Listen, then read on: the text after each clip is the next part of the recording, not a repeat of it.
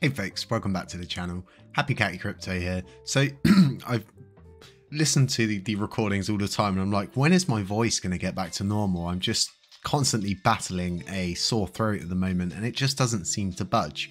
So really good outlook today. We are currently looking at an active set. Now, this is where things become way more interesting because being a validator used to be a privilege. The reason being is now that there's an active set, and as long as we maintain an active set, there's an entry level. So if we go over to, not Lunk Blaze, Jake.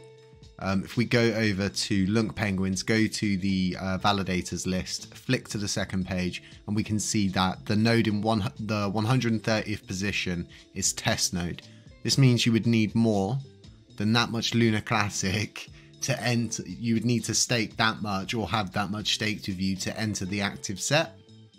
So I hope over the next couple of months it really does start to liven up with validators that actually want to participate properly. And the reason why I say properly is because running a validator isn't a solo operation. And just before we get into that, actually, let me explain to you. So the top 130 validators, they participate in consensus, they receive rewards and secure the blockchain. Anybody outside of that doesn't get to participate in any of that stuff, okay? So that's why the active set over in, say, Luna is hard to get into, like so hard. There was the Luna Burning Club. They wanted to burn Lunar Classic but couldn't get into the active set. This was back in May, June time. So, you know, running a validator isn't just about running a validator, and I keep saying this to people. So this is on the FAQ for validators. So what are the personal requirements? A successful validator will require the efforts of multiple highly skilled individuals and a continuous attention to validator operations. In comparison, running a validator is considerably more involved than mining Bitcoin.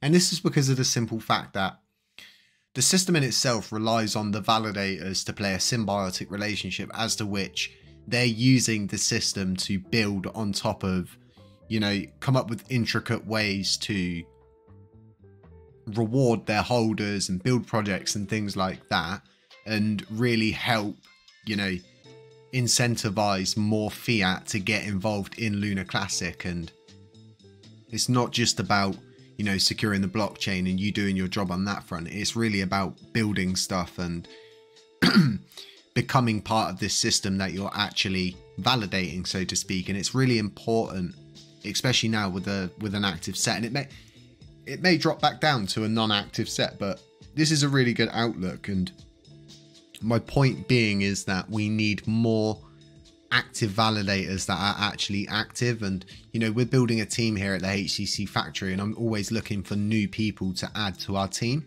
because I understand that this node, the HCC node, is a community node, and therefore, you know, it really does need to play its part. It really needs to kind of do what it says it's going to do on the tin, and we need operatives and developers and everything to be able to do that. So like, I urge all validators currently to really start getting involved on Agora, and really start thinking of things that the community need, problems that are there and that we can solve currently, instead of kind of debating over these same kind of issues over and over and over again. Validators can do so much more, especially with how easy it is to jump into the active set and be getting rewards from, you know, the actual rewards pool in itself, because it's a privilege. 100% it's a privilege. People don't realize that now, but they will realize that in 3, 4, 5 months, when the project really starts taking off, the blockchain starts taking off, and everything starts to move upwards from all of the work everybody's been putting in this really, really bad bear market, and that pays off in the bull market. So realistically, those who are building now are going to prosper in the future, because you're lining yourself up, right? You're building, you're securing the blockchain, and you're doing all of these other amazing things. We're working on lots more stuff here at the HCC factory, and being in the position we're in now, we can actually branch out and start to look at more intricate things. We can look at more ways to build things that are going to attack coins off chain. And I feel like,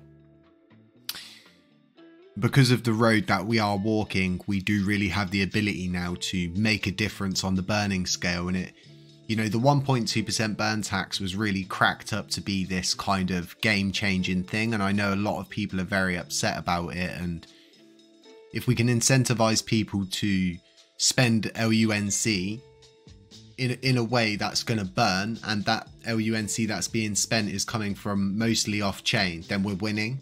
And, you know, it's never going to be like, I kind of never ever want to be in that position where I thought to myself, could we have done more? Could we have been more? Could we have done that better? Or could we have provided more towards that? And I know burning's a huge aspect of this community, and when it gets to where it's going and stuff like that, it's really going to be down to, you know, all of the different use cases we get, because after the end of it all, it pumps, you know, we get back down to say a 10 billion supply, and everything's going really well. It then really does come down to all of these different systems that are using Luna Classic as a use case.